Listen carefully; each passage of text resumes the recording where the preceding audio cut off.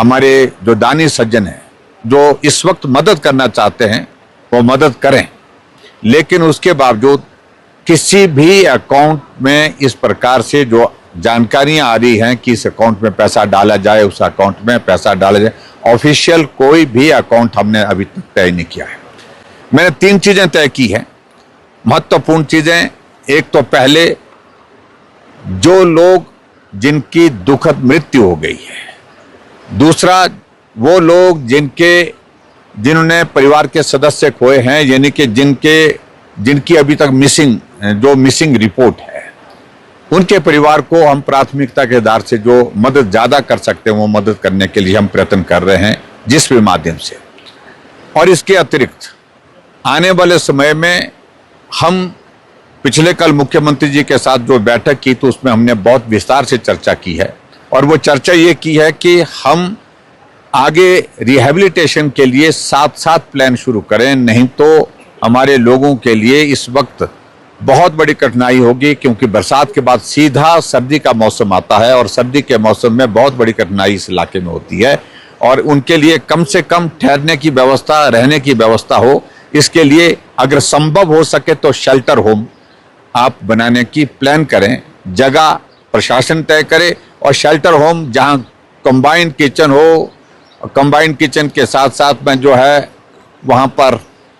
Community kitchen के साथ community toilets हो, इस प्रकार की सुविधा दी जा सकती है। जो लोग बहुत बड़ी तादाद में अपने रिश्तेदारों के घरों में ठहरे हैं, जो लोग अपने घरों को खोने के बाद स्कूल के भवन में ठहरे हैं, महिला मंडल में ठहरे हैं, उनको एक बहुत बड़ी सुविधा होगी। और इसके लिए कोई भी अगर संस्था हिमाचल प्रदेश में, हिमाचल से बाहर, देश भर से कहीं से भी ऐसे शेल्टर होम बनाने के लिए अगर मदद करने के लिए आगे आने चाहती है, मैं उनका अभिनंदन करूंगा, स्वागत करूंगा, और वो उनको सीधा मदद करें। और इसके अलावा जो दूसरा जो सहयोग के लिए जो कुछ लोग बोल रहे हैं, मेरा उनसे निवेदन है, हमारे पास सूची है जिन लोगों की जिंदगी गई, उनकी, जिन लोगों की अभी तक मिसिंग की रिपोर्ट है, उनकी भी। अगर आप उनके परिवारों को मदद करना चाहते हैं, हम आपको डिटेल दे सकते हैं, उनका अकाउंट भी उपलब्ध करा सकते हैं। सीधा कोई दानी सज्जन, कोई संस्था अगर उनको मदद करना चाहती है तो सीधे उनके अकाउंट में उनमें उनके नाम पर चेक काट करके मदद कर सकते हैं। ये भी मेरा निवेदन है, ताकि पारदर्शिता बनी रहे। मैं बड़ा स्पष्ट हूं उस बात को लेकर के,